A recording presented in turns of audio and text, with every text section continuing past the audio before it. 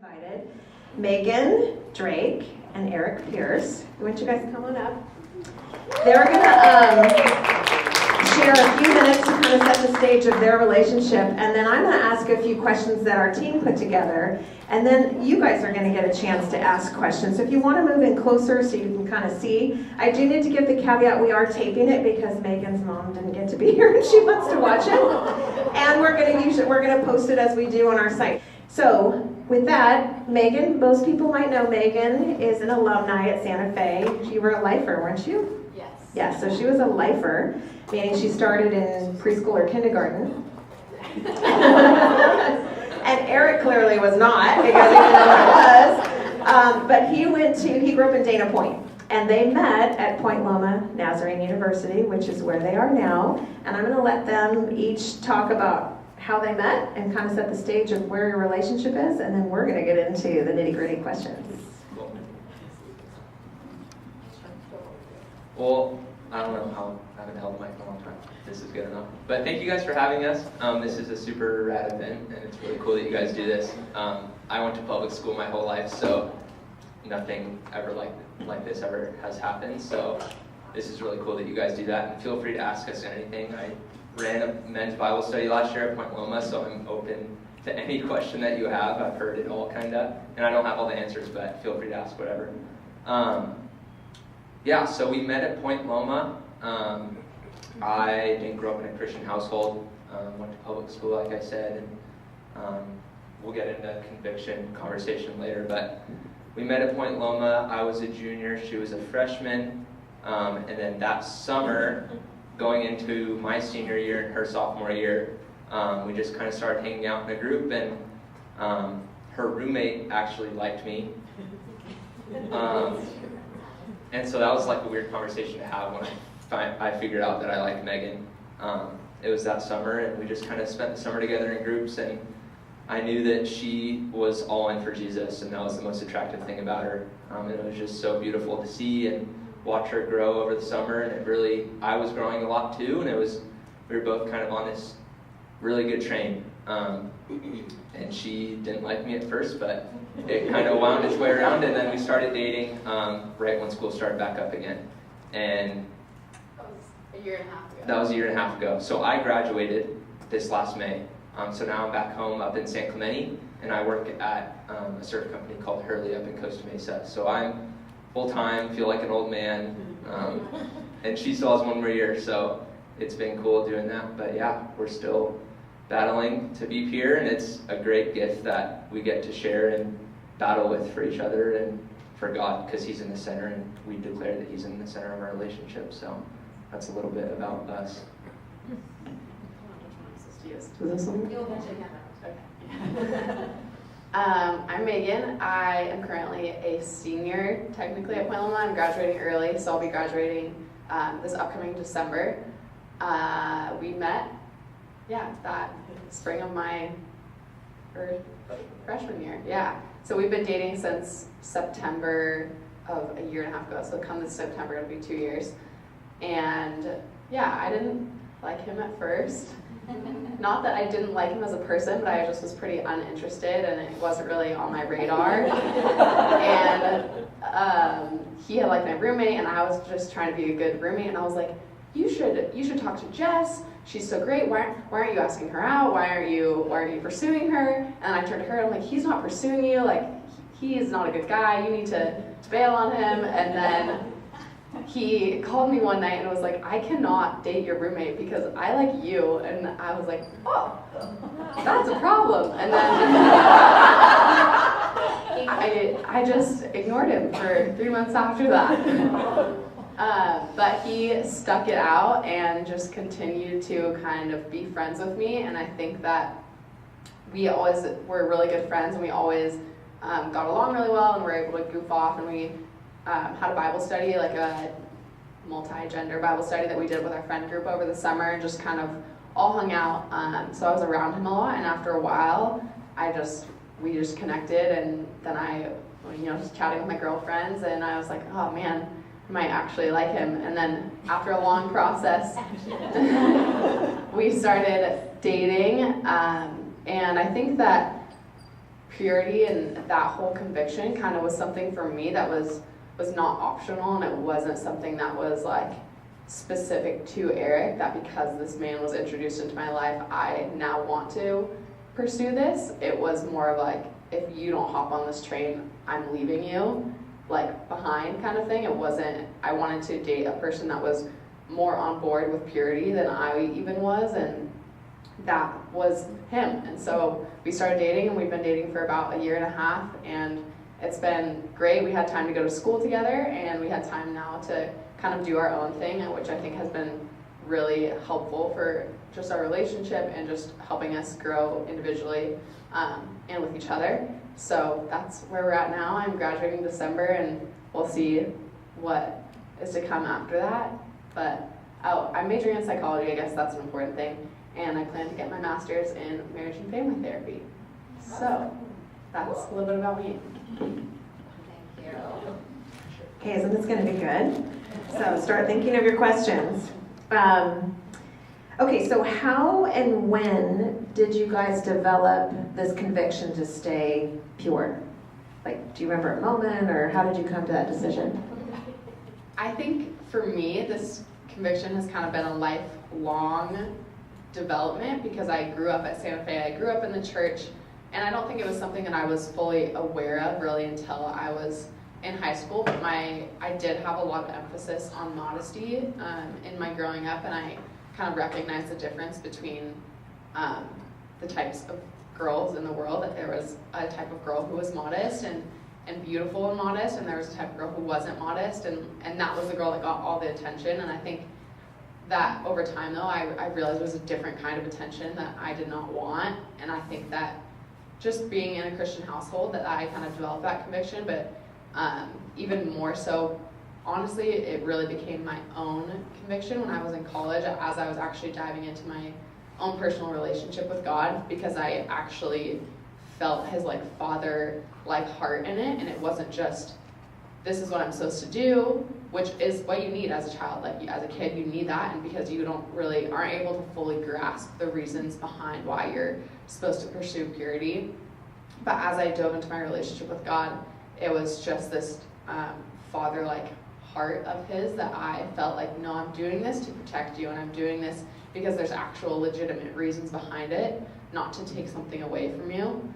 And I think that as I started to contemplate that, it really became my own thing.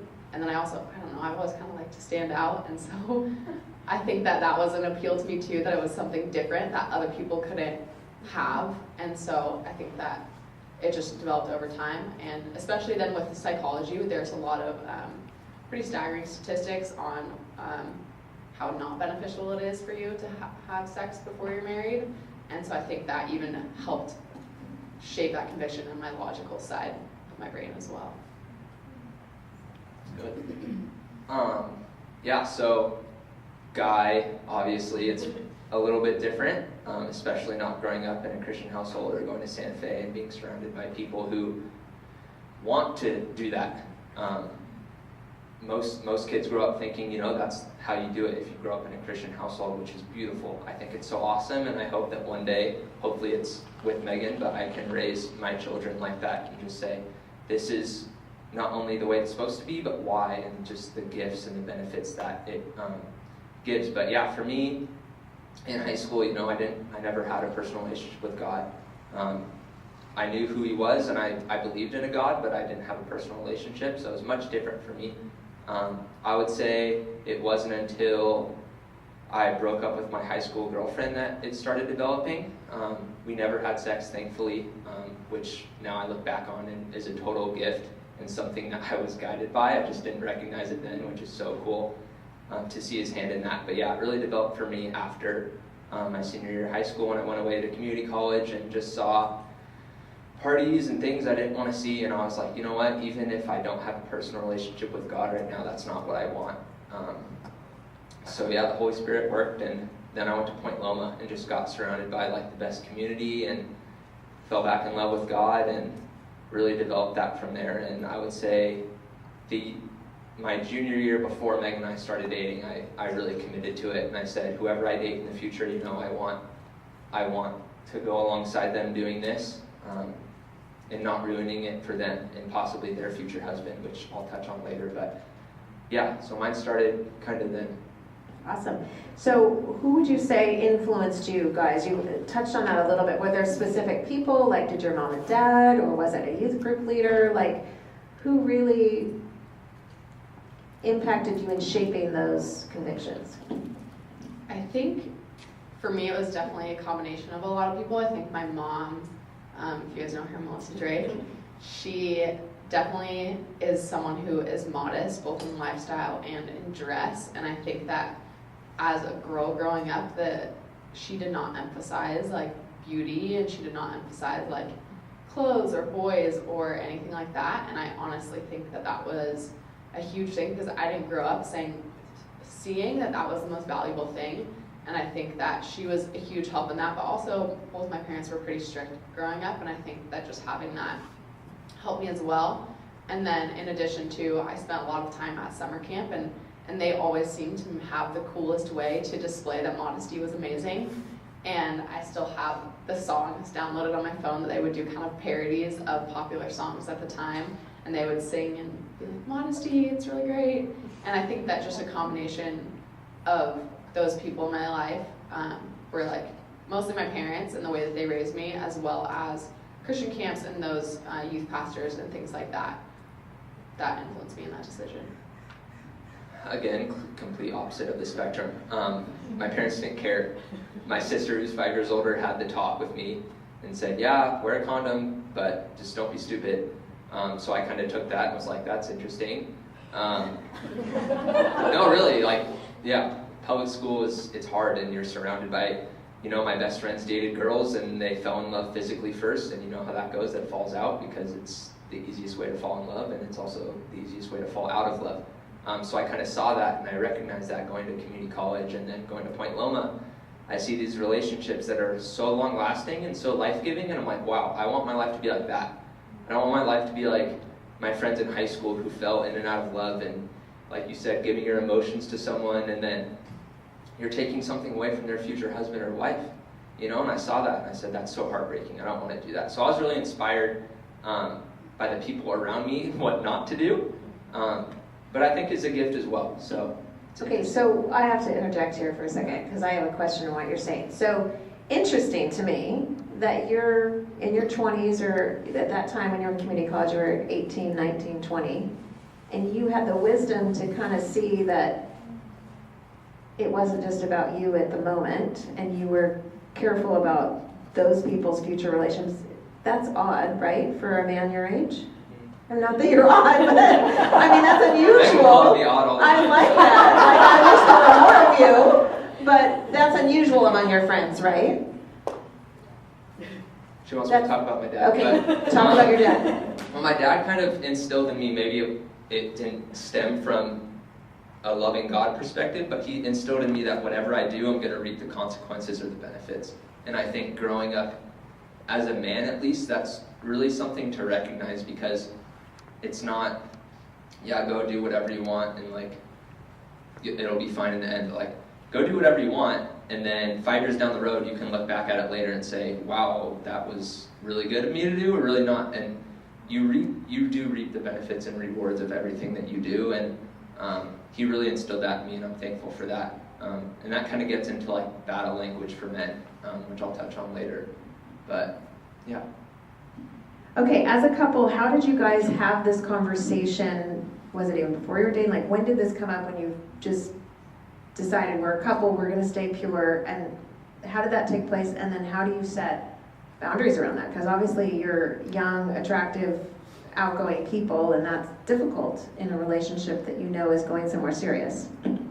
So I think that it was kind of at first assumed, before we started dating, it was assumed that we were on the same page, that we both understood that like we were both Christian, and we obviously knew enough about each other to know that we were probably on the same page. And then once we started dating, I think that day I was like, we have to meet up and we have to sit down at a coffee shop and literally plan out like our relationship. Not like, by this date we're gonna say I love you, and by this date not that, but say these are our goals and this is tangibly what it looks like for us to have a Christ-centered relationship. and set rules and boundaries, not only for physical stuff, but also just goals as a couple. So I think it was like 2 or 3 days after we started dating, we met up at a coffee shop at my house, and we both pulled out our notebooks, and we drew a triangle with God at the top and us two at the bottom, and we wrote our goals and our boundaries, and just got really specific. And that was right away, and it wasn't optional at all. It was just like, we're doing this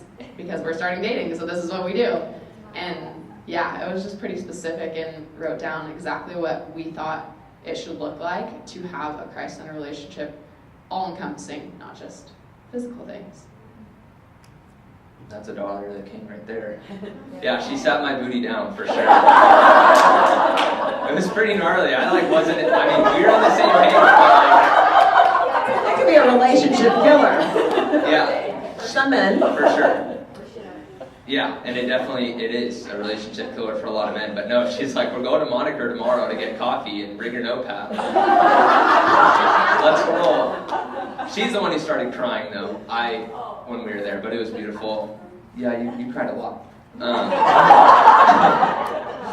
But no, it was so good, and I kind of realized in that moment, like when we did have that open communication right away, I was like, this is a teammate right here, and yeah, you need a teammate that's going to battle with you and that's going to be by your side when you're falling.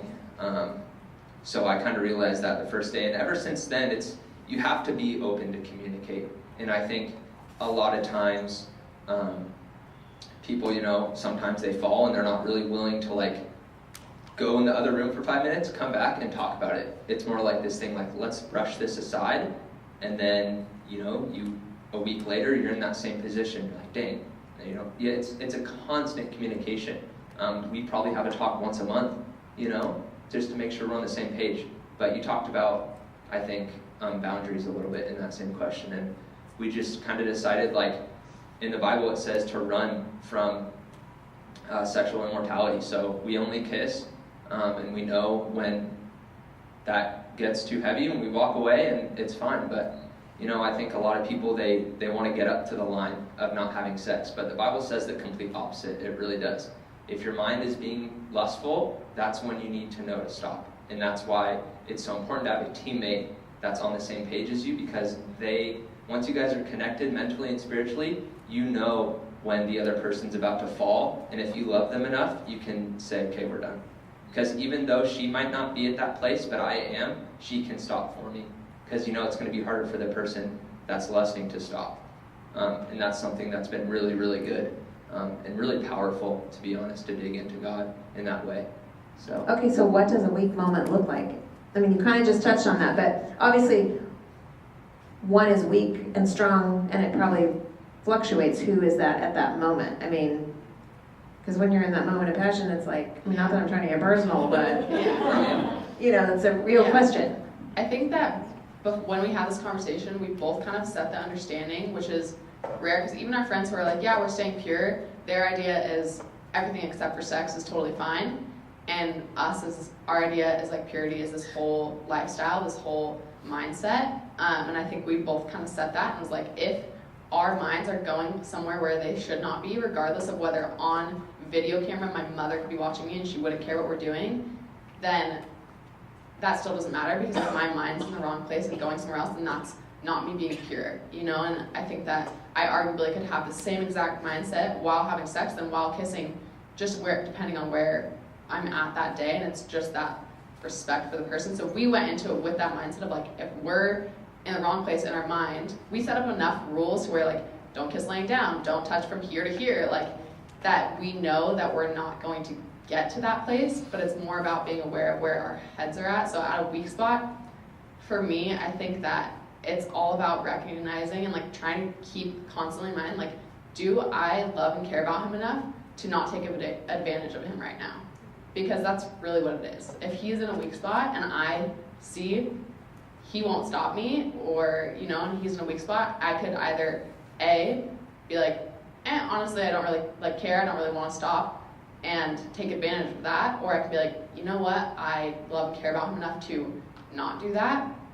And I think that that sounds kind of severe, but that's really what it is. If I'm seeing him in a weak spot, or vice versa, and then taking advantage of him in that weakness, I think that it's just for me trying to remember that mindset instead of just being like we can just kind of stop whenever, like, and stay within boundaries of our rules.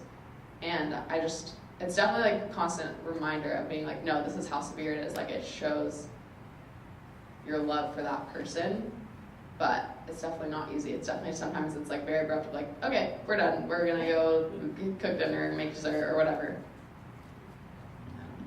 Yeah, and it's not like, I won't get too deep. It's not like, oh, we're about to have sex. It's not. It never gets to that point because we don't, we run away from that line. So our boundary is kissing. But yeah, I've always talked about too, and me and my guys group talked about it last year. But if we happen to break up, which would be awful, I and every man should be able to look at whoever she marries in the future, shake his hand and say, I left her better than I found her. And I think that's Jesus' goal for dating. I really do. Because I think if I want to love her as well as I can, as close as I can to how Jesus would love her, I would treat her as a perfect gift and really try to grow her and not take advantage. Because if something does happen, like what if something really bad happens to me and she is forced to, be on her own and does marry someone, or just bail if I become a doinker, but that's really important, and I think instilling that in. Where did you learn that? Right? Like, how do we teach our kids? Where did you learn that? Did some youth group pastor teach you that? I didn't go to youth group. But like that you're leaving them better than what they were. I mean, that's so wise. I think there's men out there that are 30 that don't think like that. Yeah. And it's not like I think of. We're 30 something. I wish I thought about it like that every day, but every day is really hard, and the days where I can say that, I know I'm in the right mindset, and I know, well, today's going to be a really good day, and we're not going to overstep our boundaries. We're going to live with Jesus in the center, and as long distance continues to go and we're being separated, it's so much harder to do that because we only see each other 2 days a week. So it's like conversation, physical touch, like you gotta get it all done in 2 days, and it feels like it's big rush. 10 minutes for talk, 10 minutes for... Yeah. So, but no, it's super important. Okay, so now I'm going to ask you a question that might be hard, especially for Megan to get real on, but like, this is a safe place, right? And I think it's important for moms to hear. But what percent of your friends subscribe to the same conviction currently, like your current college age friends, and for you, young adult age? I think that we are a rarity because of the school that we're going to, but even then, I would say the mindset of save sex for marriage, maybe 20% of our friends. I would say the mindset of actually save everything for marriage and not just like, let's literally do every single thing except for the actual act of sex. I would say 10% of our friends, but I think that number is large because of the area that we went to school in and our friends. So what was that percent in high school? Was it different? I would say in high school, honestly, I kind of took a step away from a lot of the people in my grade because I just felt this weird tension of, you say you're Christian, but look at your actions, and I didn't do well with that. And so I think that I didn't know as well as like maybe someone else might, but I would say maybe at Santa Fe, maybe 30%, but you're younger. I think that if you were to ask me in my friend group in high school now, how many of them, I would say maybe 1 out of 10, 1 out of 15, 1 out of 20. Yeah, I don't think there's a lot, for sure. So how do you guys navigate that conversation with your friends? I mean, not that you're talking about it, but they see what you're doing. Yeah, I think it's just pretty honestly and openly, and I think that they know, and sometimes it's awkward, and sometimes, literally the other night I was sitting down, I live with 6 girls, and we all have kind of different places where we're at, and one of my roommates literally, she's like, you mean that he hasn't grabbed her boobs ever? And I was like, no. And she's like, oh my gosh. I was like, honestly, that just doesn't sound like something that I need to check off my list quite yet. Like, I just don't really, but I think it's just being honest and being like, yeah, this is where we're at and this is why we do it. Because you were saying, like, how did that conviction, like, shape your life and who told you all these things? And I honestly think it's a combination of people giving us legitimate reasons actually to not do that. Like, you can't just be like, God told you to, and God is great, and He's your God, and don't do this. It's actually, like, there's really hard consequences. Like, for me, I'm a psych major, so I go the more logical side of, like, actually, you're more likely to get divorced if you have sex before marriage. The more partners you have before you get married, the more likely you are to get divorced. Not only that, but, like, you have a less satisfying sex life, a less satisfying marriage, and et cetera, et cetera, et cetera. And all these things are by design because that's not what you're meant to. So I think that we kind of just say, like, these are the reasons why we're not, because we believe that, like, we're supposed to stay pure. And, like, if you can go do all of those things and not lust after your boyfriend or girlfriend, that's great. And we individualize it to ourselves. We're like, that's great. If you can do all those things and not lust after them, then you do you. But we personally cannot do that. And I think that kind of comes with, like, a little bit of a sting. They're like, okay, obviously nobody can do that. Because I do want to be open and honest of, like, I don't really think what you're doing is right. Yeah, I'm pretty direct. I'm like, I don't know, it's just how I am, and I don't need to come off rude. So, like, whenever I talk to the guys or even my coworkers, I'm just like, yeah, we're like, they ask, do you live with your girlfriend? I'm like, no, we won't live with each other until we're married. Like, oh, why? And then, I tell them, which is weird at a surf company. Everyone's like, oh, yeah, no worries. But, like, so that's now. But at school, yeah, it was kind of direct. And I think for the guys, it's going back to that battle language. And I think in high school, it's, for me, at least, my brain was underdeveloped. I didn't have all these really wise thoughts or, great convictions, and it was more like my feelings were taking over my thoughts. I was feeling all these things, and I didn't care to think about them. But now that I'm older and went through college, it's all about your thoughts, because your thoughts dictate your actions, and that's kind of where the lust comes out of. If you start lusting in your brain, your body's going to follow. So that's something for us to recognize. But friends. Like, how do you talk to your friends? Directly.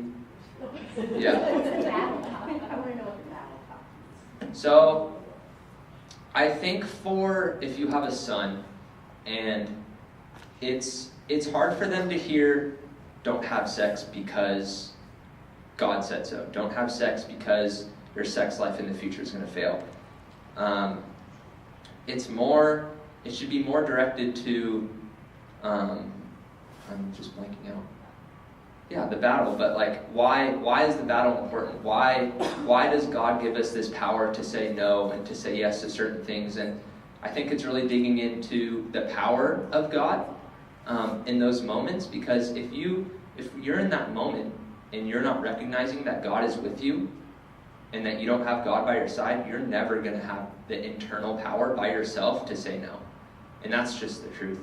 But if you can recognize God in that moment and dig deep into what God has for that moment and for that relationship and for that woman, you can say no, and you can dig up the power and you can say, no, I'm doing this because God has set boundaries on relationships for this reason, because those boundaries are better in marriage. You gotta have openness in marriage, and if you break those boundaries in your relationship, that's not the way he set it up.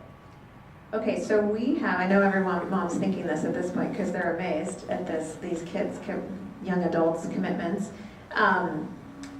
We have elementary, middle school, and high school moms in the room.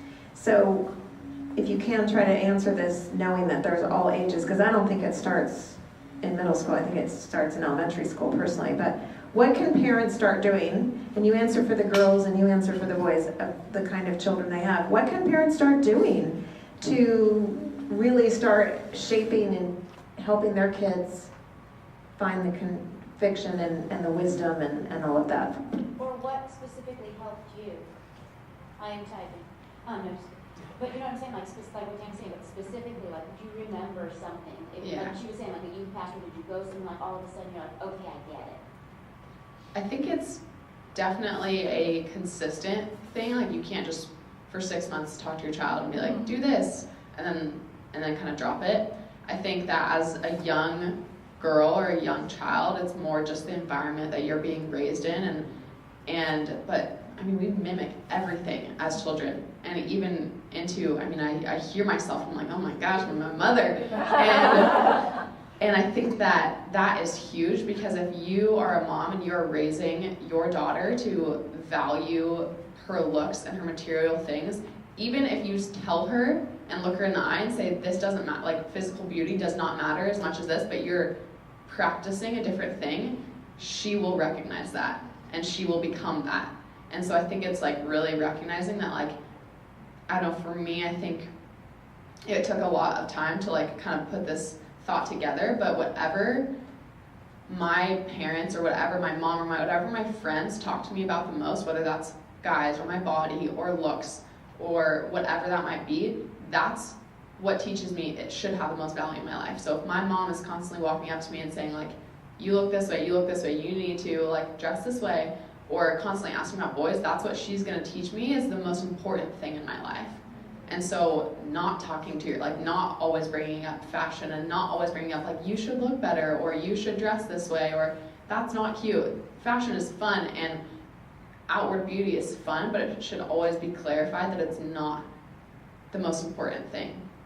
And then I think growing up, it's also as a girl, it's kind of this understanding that like, honestly, like my mom always, and the people around me always portrayed it as like, you're better. Like you are the better woman. Like you're the more, of course, equally like valuable and blah, blah, blah. But from a standpoint of a man and other people looking at me, they always kind of describe it as like, you are the prize. Like you are the person that compared to that other girl who's not making those modest decisions, who's not making those pure decisions, like you're better, like you're more valuable, you're the more desirable candidate of the two. And I think that as a young girl who really didn't have quite as much of a personal relationship with God, like that appealed to me. I was like, I want to be the better person. Like I want to be the girl that's seen as like, oh, she looks really beautiful in that modest top, and like she is so amazing. And I think even more so, like in college, it's emphasizing like there's honestly two types of women, and there is the girl that guy's wife, and there's the girl that they don't. And the girl that they don't will always get the attention for the meantime, but the guys always end up with the girl, like the wife girls, and they kind of shove them to the side at first. But to me, like as a girl, that really appealed. But you have to give reasons. You have to give reasons to your child of like, honestly, and like telling them like, this is why you're better off, and like, you are a more attractive person if you live your lifestyle this way, not just your loving God wants you to, because there is two aspects. Like God made us with that relationship aspect, which it is important to know about him, but also with that logical aspect where we need to know the real life consequences of our decision. So, yeah. It's good.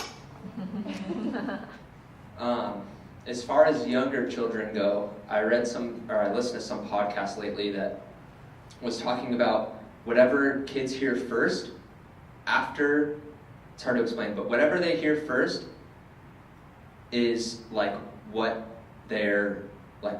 they think is correct. And so everything they hear after that, they're viewing it through what they heard first. So if I'm in 5th grade and I go up to little Johnny and Johnny's like, yeah, like sex, and just says all this stuff that isn't true, biblically true. And then I go home and 5 months later my parents sit me down and have the talk. I'm viewing that talk through what little Johnny told me. And I think that is something that really struck me as like, wow, the parents need to be first. And no matter if you're at Santa Fe, if you're at a public elementary school, public high school like I was, the parents need to be first and need to be the leaders in that. And that's something hopefully that I can grasp first in my children's life, because you never know what is happening at school, because guys don't say anything. I did. Mom, I came home from school. How was school? Oh, it was good. Guys don't tell their parents anything. So it's hard. I don't know when that timing is, but the goal is try to be first, so they hear the truth first, and they hear just how your life should look and how God wants your life to look, what God has for you, the power that God gives you, the gifts that he gives you to have this life. So hopefully have that first in elementary or middle school. And then, yeah, I'd say for high school, yeah, I think grace is important because I messed up, you know. I ran up to the line and then didn't do it, you know, but here I am now talking about it, and my life has completely 180, you know. As far as guys go, you know, guys are gonna watch porn. We live in a digital age that is so over, like our culture just screams like, go look at this girl that way, go do this that way. And it's so heartbreaking. I see those things and I'm like, oh my goodness, like this is so sad for freshmen who like grew up in a Christian household and now like see these billboards everywhere and see these ads on the computer. It's the saddest thing. But it's the world we live in. And I think going back to the battle, it's being able to choose like which way I'm going to go. And although your son, my son one day might go that opposite way for a little bit, I think there's grace there. And hopefully they know that there's grace there from God because they can completely flip their life around. Trust the process, you know. And if I have a son one day and he runs the wrong way for 4 years during high school, it's going to be pretty hard for me to trust the process. But God is good, and I think that in college our minds really develop. And hopefully the community you surround your child with is really good at Santa Fe. It sounds amazing. I wish I went there. Yeah, trust the process and just trust God's grace because it's been really good to me, and if it can be good to me, it can be good to kids at Santa Fe, definitely. A couple things. One is, I know the statistic on that. It's actually Focus on the Family that said your kids need to hear it from you first, and that's around age 8 or 9 years old. And I would say I heard that statistic 10 years ago, 15 years ago, and with phones and pornography, it's probably before you introduce them to a phone, right? Because they have it accessed right there. Or their friends are getting introduced to phones because we know friends tell friends, right? So that's a hard one to swallow, that our kids are little babies at that age. Let's talk about really quick, because there are our society and there's porn everywhere. And how do you, especially as a man, not to say there aren't statistics that women get addicted to it too, but obviously it's more pervasive among men. We know it's pervasive among middle school students all the way through college students, and it just seems like it's epidemic, you know? It sucks. So, what advice do you have for parents, especially of sons, of how to navigate that? We know we hear the message, check the phones, check the phones, check the phones, but that can be exhausting, or it can be hidden, or it can be like with Snapchat, it can erase, and you know what I mean? There's things that we don't always have control over. So how involved do you recommend parents are having that conversation, or what does that look like for a young man? Yeah, if they don't want you to catch them, you won't catch them. That's just the bottom line. Where kids younger than me are too tech savvy. You see like 2-year-olds at dinner playing on iPads now. It's like the scariest thing ever. But no, I think as far as like checking computers and all that goes, I think it's good, but I think it can get overbearing, especially if they see you checking them. There's of course like you can lock websites now, which I think I'll probably do, just because by the time we have children, it's going to be crazy. So yeah, I think that's a good thing to do. But I think communication still is the number one thing. I think if they're like, oh, mom blocked this website, she really doesn't want me to watch it, like, guys are still going to watch it. Like, it's awful, but that's the truth. But if you sit down and have the conversation, like, hey, I know that you're probably watching this, your friends are probably watching this, but take a step back, take 5 steps back, and picture your future wife right now, and how she's feeling, and like just picture your future wife, because that moment and those times of viewing that stuff just is detrimental to your future marriage. And that's something I talked about last year too, was just kind of, if you can take a step back and kind of look into your future, and that's honestly how I stopped. It was the year before I started dating Megan, and I saw all these wonderful people at Point Loma and just how they were doing their life, and I met Megan and I was like, why would I ever want to do that to her? Like I think that's one of the worst things I could possibly do for our relationship, is go hang out with her, leave her, and then go watch porn. Like, that is so what a man of God is not called to do. And so I think if you can open that conversation and say, hey, take a step back, picture your future marriage and how you want that to look, because what you're doing now really shapes that. So I would open the communication floodgates and maybe it's the dad doing it, but I think the mom is honestly more powerful than the dad. Really? Yeah, I think so. Because you guys have the wife perspective, you guys have the woman's perspective, and I think a lot of time the guys, if they hear that, they're like, wow, like that's really, really powerful to hear that, because they don't know what the girl's feeling. I'm going to ask one more question, then I'm going to open it up for everyone else, so get your questions ready. So really it kind of comes down to, and I agree with what you just said, it's really a heart issue, right? For both our boys and girls, of the heart that they're convicted to make the decisions on how they're going to live their life. And in this area of pornography, I think is so important because we can't control anymore what comes in. And so it's a matter of, I like that word of the battle language, right? Teaching our kids to discern that you can go one way or the other way, and it has to come down to your heart.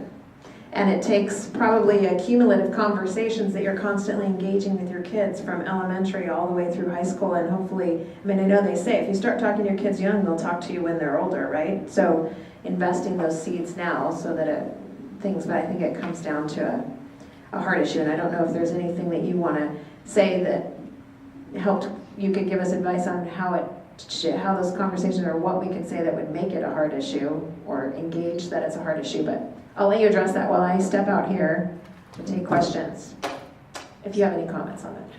Really quick, he led a Bible study last year and has guest spoke a couple times, and I've kind of been able to watch that and then hear, like, I have guys walk up to me in the gym who like go to his Bible study and they're like, oh my gosh, like it was really great, and blah, blah, blah, and they talk to me about it.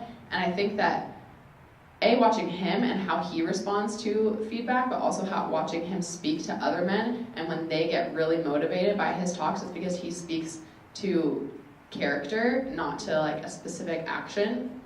And so I think that anytime that like I hear like some speaker or pastor or whoever it might be say, you have the opportunity to be a good man, you have the opportunity to be a strong woman, I see him light up, and I see the people that he's speaking to light up, because those guys are like, who doesn't want to be a strong woman? Who doesn't want to be a good man? And if that's what you define a good man, respectful man, a strong woman, a respectable woman as, then even if your child is like in their rebellious phase, they're not like, oh, I want to be a terrible man. Like,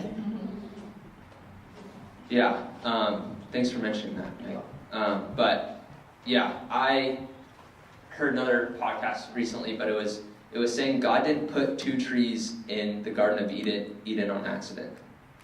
He put two trees there because if you say no to the bad tree, you're building character in God's name. And if you can instill that in your son, saying, you're going to have these two options, and if you're evenly yoked with God, and you can say no to the bad tree sometimes, you're still building great character. So I think that's something that's really, really important, and it goes back to the battle language, is saying no because you're building up eternal favor. So yeah, that was just another tip. That's good, and because I know we're going to get into questions and my thoughts are going to disappear. But one thought is, I think it's a burden on us as parents to educate ourselves with logical arguments to tell our kids why not to do stuff like, for instance, men with pornography, and I can tell you where I found the statistics, but Lauren knows we were in a Bible study together and this kind of came up, but men that watch pornography, think of it, teenage men, young men, it's shaping what they think sex is like, right? And I had a story of a friend whose daughter stumbled across it, and a week after was crying to her parents, I never want to have sex if that's what sex is like. I mean, how horrible is it to take the beauty out of it, right? So, and these things are shaping our children's lives, especially the men, and physiologically, I won't get into details, but you can let your imaginations go. You've all been married for a long time, but physiologically, men that watch it regularly, they come to a point where physiologically they cannot respond to their wife's body or a naked body because they have to have the element of the TV or the magazine with them in the bedroom while they're with their wives. And that's the only way they get stimulated, because physiologically that's all that they respond to anymore. So, I mean, there's lots of detrimental things that I know everyone in this room don't want our sons and daughters to encounter. But our burden is to be educated so that we can tell our kids logical piece of information. I would think that every teenage boy, if they heard that, they'd be like, oh, maybe that's a piece in my arsenal that I can think of. But it is our job, like even with vaping, right? We know vaping's totally happening right now. There was a research out, I told my kids recently, besides that it's, a disgusting habit, that it punches holes in your lungs. Like, thankfully I have something scientific to cling to. So it's a burden on us as parents to equip ourselves and subtly, in very loving ways or educational ways, not confrontational ways, tell our kids, hey, did you know? Kind of thing. But anyway, off to your question. So first, thanks for being here. Really appreciate your time.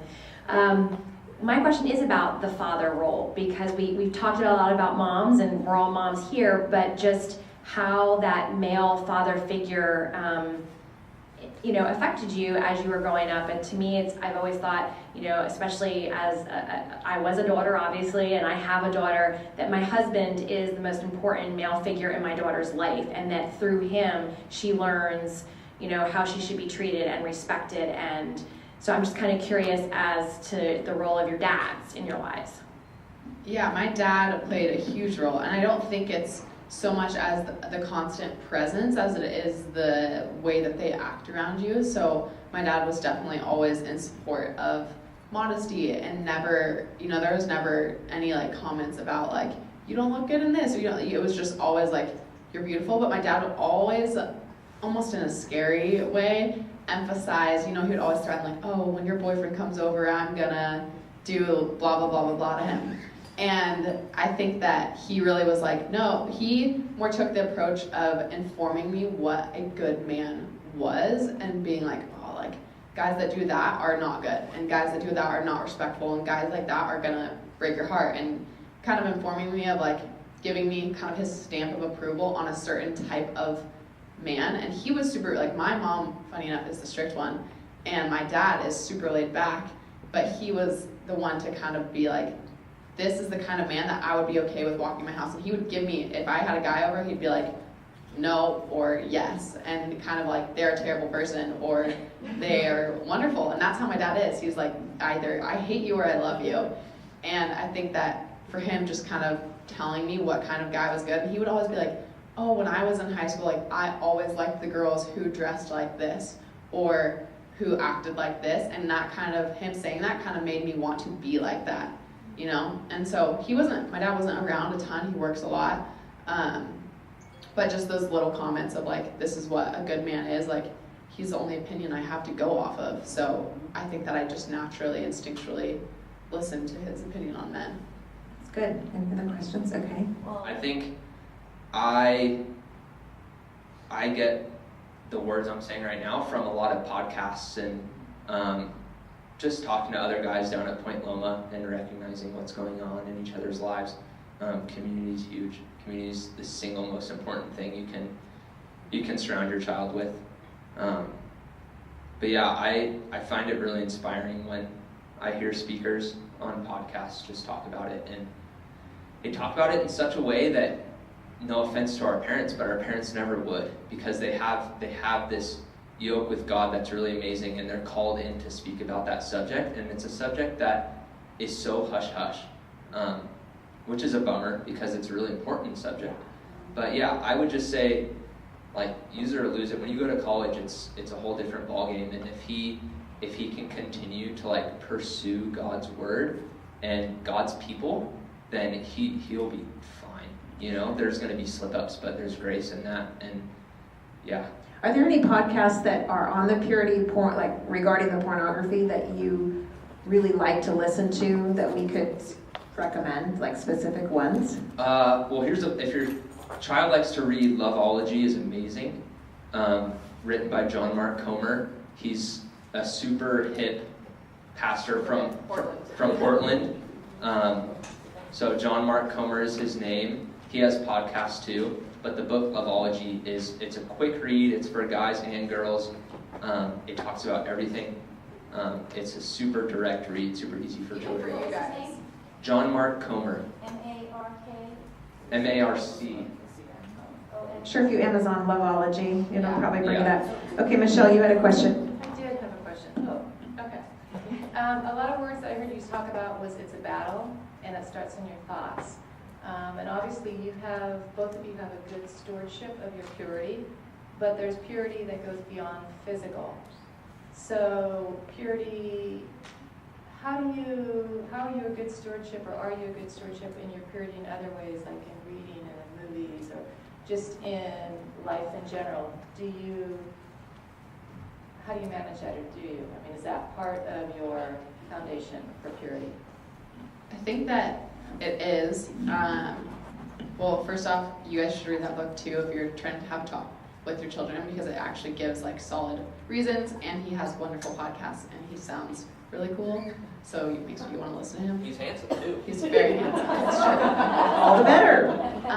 But as far as living a pure lifestyle, that's kind of our outlook as into our purity doesn't extend to just sex, but also a whole lifestyle, a whole mindset, and that could include all the way from sex to just not thinking bad things about my friends.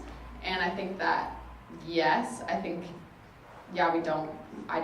we don't listen to bad movies, we don't really listen to inappropriate music. I mean, maybe occasionally at the gym, but yeah, for the most part, it is garbage in, garbage out, and that, I know that your child will probably just roll their eyes if you say that to him, but it's true, including community. I think for me, living a pure lifestyle right now looks like not going to those parties. Like, I love being the person that my roommates know that they should not even ask me to go, because I will not. And I occasionally, sure, I'll go with them, but it's also about like standing there and being able to have fun and not partake in the alcohol or the getting drunk or whatever it might be, but still being able to have fun and be friends with them. I think purity also it's a total mindset of just living like, I want to live a life that's honorable to God, and that kind of extends to everything. But I think community is a huge one, because the people that I surround myself with, like, is the person that I turn into, for sure. Any other questions? Okay, we have about 5 minutes. I would just talk about your college adventure. We do have some moms that kids are either in college or going to college. So, I mean, when they're out of your house, besides Instagram or some things that they care to post, you may or may not get a glimpse of what's going on. I'd rather not be the glimpser, to be honest. It's like a free-for-all. And so I was just saying, do you think, I honestly believe it's no different at Santa Fe than it is at LCC. We're getting poured into as the children are getting poured into, but the choices are the same. We had FCA speak to us, and they said, statistically, Santa Fe kids are having sex versus, if you look at the number percentage-wise. So it's just the children themselves, but then when they get to college, it's a whole nother level of we don't see them. And so how can we pour into them right now, or let them know what college might look like, so they can have some tools like parties and things that you guys were talking about? That's a good question. You have some I think that a lot of it is just keeping the communication lines open, and like being a person that they want to report to you of like, hey, like, I'm not doing this, or like be excited about not doing something, but also just preparing them, being like, yeah, this will be there, and you probably might try it, but you don't have to live that lifestyle. And honestly, like, I can tell you, going to a Christian school, I have probably a 50-50 split of friends who went to private school and friends who went to public school, or friends who were raised in a Christian home and friends who are not. And it does make a difference, although every single person, like most people, will kind of try drinking or whatever it might be. I have found that my friends that were raised in a Christian home or went to private school, so even if you didn't go to private school and you were raised in that Christian environment, I have found that they bounce back a lot quicker. So the people who didn't have that Christian background, the tendency is you fall down a little bit and you kind of stay down for a little bit longer and then you bounce back. But my friends who kind of had that Christian background tended to bounce back a lot quicker. And so I think it's just like recognizing that character and that godliness that you're instilling them is going to benefit them even if they go down the wrong path. Yeah, I'd say one thing too when they're away is celebrate the small things. I think when communication lines are closed because you don't see them that much, if they're ever willing to like describe something that they did that day or something that's like pretty cool and pretty rad, like celebrate that. Like celebrate the small things, because you don't really have the opportunity when they're away to like not really like get mad at them for stuff, but you don't really have that opportunity of like wins and losses. So make sure you celebrate and like continue to build them up to the person that you know they could be and God wants them to be. So I would say, yeah, keep celebrating those. I don't need this, because it's loud. That's okay. Oh, take it. I will drop it. Okay. I'm not really sure how this is going to come together, but I'm going to try to get to the point. So my parents were really young when they got married, and a big, huge message that I heard my whole life was, don't get married young. And honestly, I honestly think that as a mom, we all kind of know that, you know, that at grown adults, that the pressure, you know, when you're teenagers and, you know, your formative years when you're young adults, it's so hard, you know, with being sexually aware and all that stuff going on, that I think we're almost afraid to tell our kids, oh, you know, we want you to, because we want our kids, their future, for them to, you know, wait and not get married so young. But honestly, I think about all of the people that I know that have done it a ton of different ways, and I do think that if physiologically we actually were meant to start procreating earlier, you know, that's just how it was made. Yeah. So do you guys tend to think that you'll get married younger, or how do you feel about that? We do. I think that, honestly, based off of me going to grad school and all of that stuff, we'll probably be married in spring 2019. So next spring. That was part of your plan. That's part of our plan. Well, no, that wasn't part of what we planned out. That's recent planning. So at that point, he'll be 24. Yeah, 24, turning 25, and then I'll be 22. And so that's, it's young, but I think it is a little bit different. Had he had been in my grade, we probably would have waited a little bit longer, but because he has had an opportunity to be at home, be working for 2 years, you know, it's kind of changed it. But I honestly don't think it's so much about an age thing as much as it is about getting to a certain place in your relationship. Statistically, the most successful marriages get married between the ages of 22 and 25. That's just me being a psych major and knowing all of those things. Just because you're in a place where you are both independent, but also not too independent, so that you can't be quite as intimate with your spouse. Because when you're too young, you're too dependent, but when you're too old, you're too independent, and you can't form that intimacy with your spouse. So as far as getting married in your early 20s, your kids are gonna be totally fine. And odds are, if they're gonna go to a Christian school, they probably will get married in their early 20s. And I think that that's great. I think it's more about getting to a place where you guys are ready, and you're, it's more about just saying, okay, what is best for our relationship? Because for him and I, if we were to wait longer than the spring, like, we're playing with fire. Like, we're getting to a point where we're at an emotional intimacy level, spiritual intimacy level, that we're starting to plateau, and we can't really go beyond that. And so if we were like, oh, but like, we need to save money, and it's more convenient for us to like have more jobs, like, that's actually super detrimental to our relationship. And so we actually aren't willing to wait any longer than that. So yeah, I think it's a balance. I can take one more question. But she didn't get one. I'll just be quick. So I have a comment. I think my first thought was, yeah, hopefully you guys will speak to the kids. But then the other thing was maybe the man of the SFC, it would be great to have you there. Yeah. I can put that request in too. That's a good point. Even if you and someone, I don't know how they would structure it, but I know my husband would do. I think our youth groups too, like church youth groups, like Eric, if you're willing, like, I'm just going to plug your name in to a bunch of people. Really quick as we wrap up here, one comment, because again, my brain doesn't hold my thoughts very long, so I want to say it. My mom taught me when I was 15 to start praying for my spouse. And I believe that was powerful, but also because it set that standard similar to what your dad was doing, is that God has someone out there for you. You know what I mean? And you need to direct them. But my husband and I have been praying for our girls' spouses as of recent in the last couple years, because think of the challenges their spouses are having, right? So like, I pray fervently for trying for purity and protection from pornography and all that kind of stuff, because I know God knows who they are, right? And there's prayers going out there for young men. So I think that's important for us to talk to our kids, because again, it does set that standard of God has a plan, God has his best for you, this is what it looks like, these are the characteristics we like in men, and you know, all that kind of stuff. So I think you guys were awesome. Let's clap. And I really appreciate your transparency and your authenticity and your willingness to be real, because I know we're a bunch of parents and maybe we say that we don't want to hear all these truths, but we do. Yes. So thank you so much for everyone coming.